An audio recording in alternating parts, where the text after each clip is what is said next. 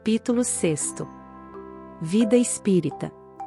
Ensaio teórico sobre a sensação nos espíritos. Questão 257. O corpo é o instrumento da dor, se não é a sua primeira causa, é ao menos a causa imediata. A alma tem a percepção dessa dor, essa percepção é o efeito. A lembrança que dela conserva pode ser muito penosa, mas não pode implicar ação física. Com efeito, nem o frio nem o calor podem desestruturar os tecidos da alma, pois esta não pode regelar-se nem queimar. Não vemos, todos os dias, a lembrança ou a expectativa angustiosa diante de um mal físico produzir os seus efeitos, ocasionando até mesmo a morte? Todos sabem que as pessoas que sofreram amputações sentem dor no membro que não possuem mais. Seguramente não é esse membro a sede, nem mesmo o ponto de partida da dor. O cérebro conserva a impressão, eis tudo. Podemos, desta forma, acreditar que há qualquer coisa de semelhante nos sofrimentos dos espíritos após a morte. Um estudo mais aprofundado do perispírito, que desempenha papel importante em todos os fenômenos espíritas, como nas aparições vaporosas ou tangíveis, no estado do espírito no momento da morte, na ideia tão frequente de que ainda está vivo, na situação surpreendente dos suicidas, dos supliciados, das pessoas que viveram tão somente para desfrutar dos prazeres materiais e tantos outros fatos, vieram lançar luz sobre esta questão, dando lugar às explicações de que apresentamos aqui um resumo. O perispírito é o laço que une o espírito à matéria do corpo. É tomado do meio ambiente, do fluido universal. Contém, ao mesmo tempo, eletricidade, fluido magnético e, até certo ponto, a matéria inerte. Poderíamos dizer que é a quintessência da matéria, é o princípio da vida orgânica, mas não o da vida intelectual, pois esta pertence ao espírito.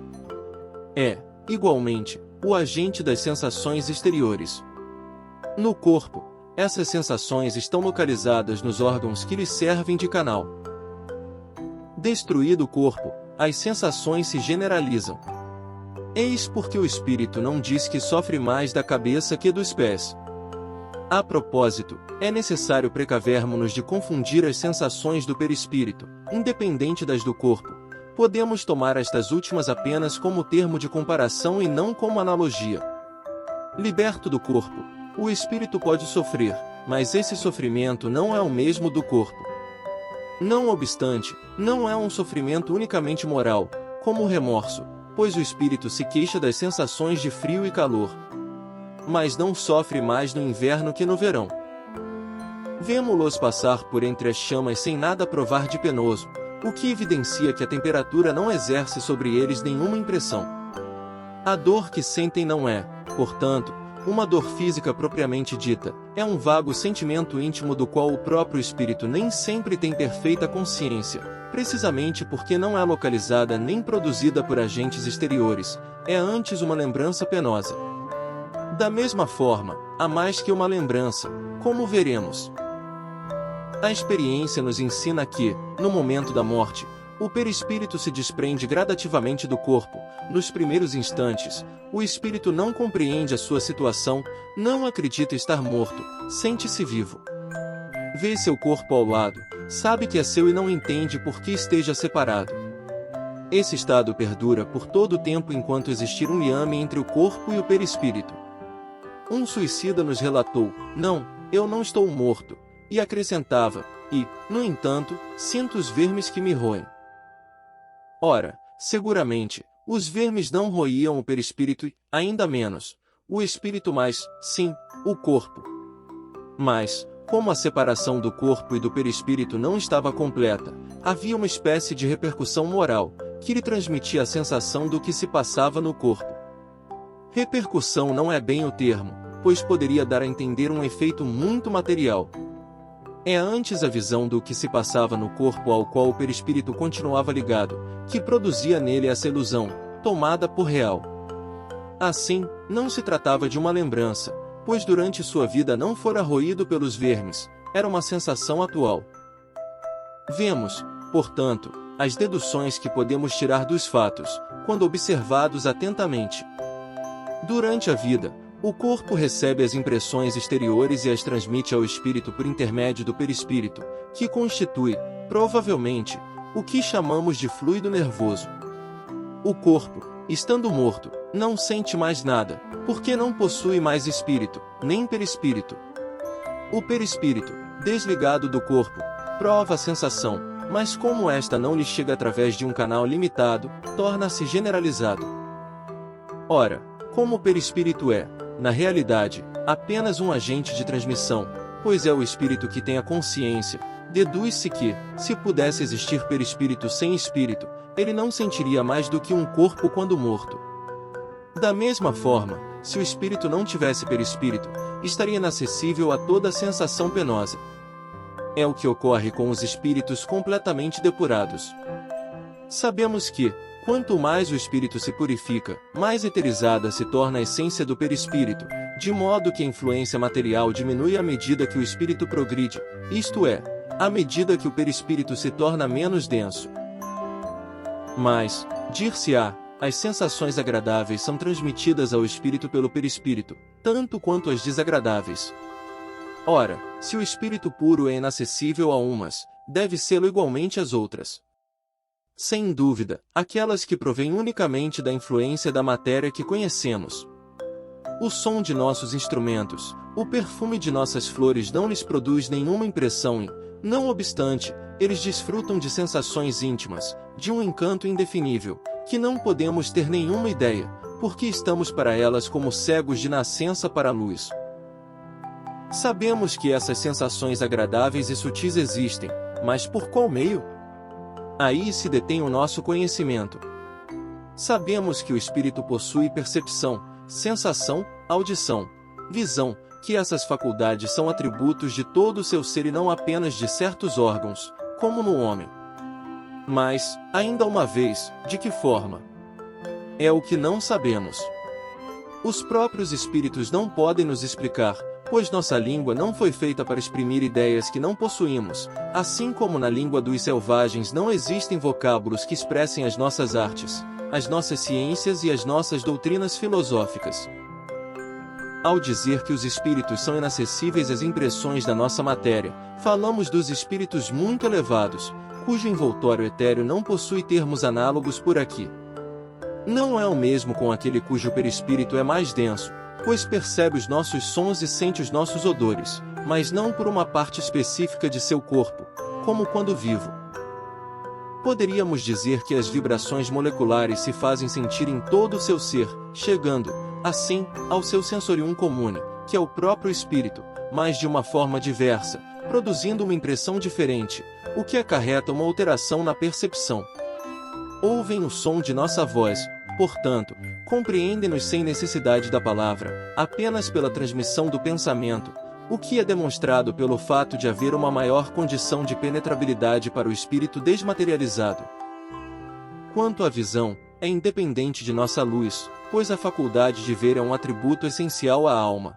Para ela, não há obscuridade e apresenta-se mais ampla e penetrante entre os que estão mais depurados. A alma, ou o espírito, tem, portanto, em si mesmo a faculdade de todas as percepções. Na vida corporal, elas são obscurecidas pelo grau de densidade de seus órgãos. Na vida extracorpórea, tê-las a mais apuradas, à medida que o envoltório semimaterial torna-se menos denso. Esse envoltório, tomado do meio ambiente, varia segundo a natureza dos mundos. Ao passar de um mundo a outro, os espíritos mudam de envoltório, como mudamos de roupa ao passar do inverno ao verão ou do polo ao equador. Os espíritos mais elevados, quando vêm visitar-nos, revestem-se do perispírito terrestre, e então, suas percepções assemelham-se às dos espíritos vulgares. Mas todos, tanto inferiores como os superiores, ouvem e sentem o que querem ouvir e sentir. Como são desprovidos de órgãos sensoriais, podem tornar suas percepções ativas ou nulas à vontade, havendo apenas uma coisa que são forçados a ouvir, os conselhos dos bons espíritos. A visão é sempre ativa, mas podem tornar-se invisíveis uns para os outros. Conforme a classe a que pertençam, podem ocultar-se dos que lhes são inferiores, mas não dos superiores.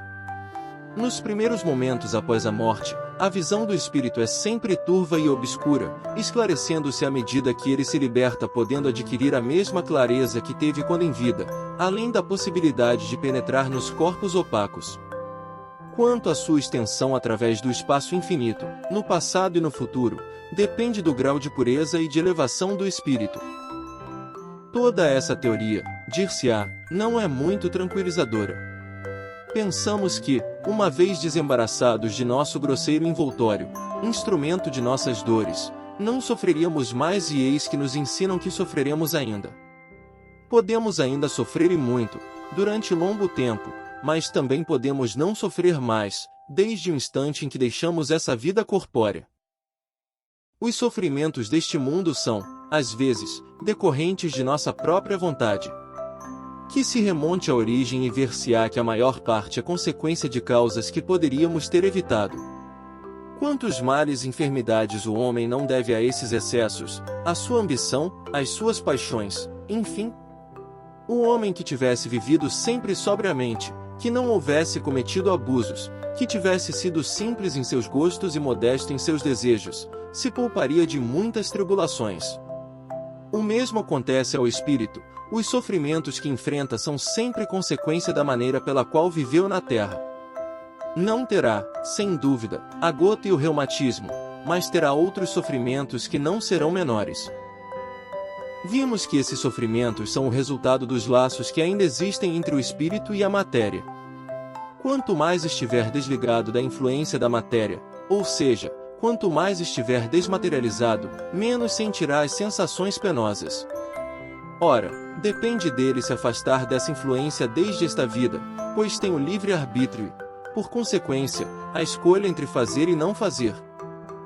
Por conseguinte, que exerça domínio sobre suas paixões animais, não tenha nem ódio, nem inveja, nem ciúme, nem orgulho, que não seja dominado pelo egoísmo, que purifique sua alma pelos bons sentimentos, que pratique o bem, que não dê às coisas deste mundo senão a importância que merecem. Então, mesmo sob o envoltório corpóreo, já estará depurado, já estará livre da matéria, e, quando deixar esse envoltório, não sofrerá mais a sua influência.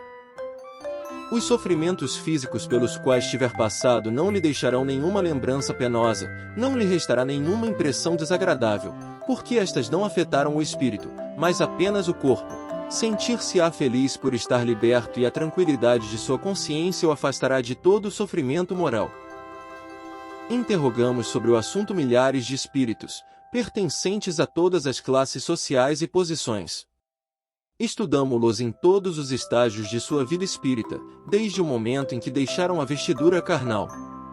Seguimo-los, passo a passo na vida além-túmulo, observando as mudanças que neles se operavam, em suas ideias e sensações. A esse respeito, os homens mais simples não foram os que nos forneceram menos preciosos objetos de estudo. Ora, vimos sempre que os sofrimentos estão relacionados à conduta, da qual sofrem as consequências, e que a nova existência é uma fonte de felicidade inefável àqueles que tomaram o bom caminho. De onde se segue que os que sofrem é porque assim o quiseram e só devem queixar-se de si mesmos, tanto no outro mundo quanto neste.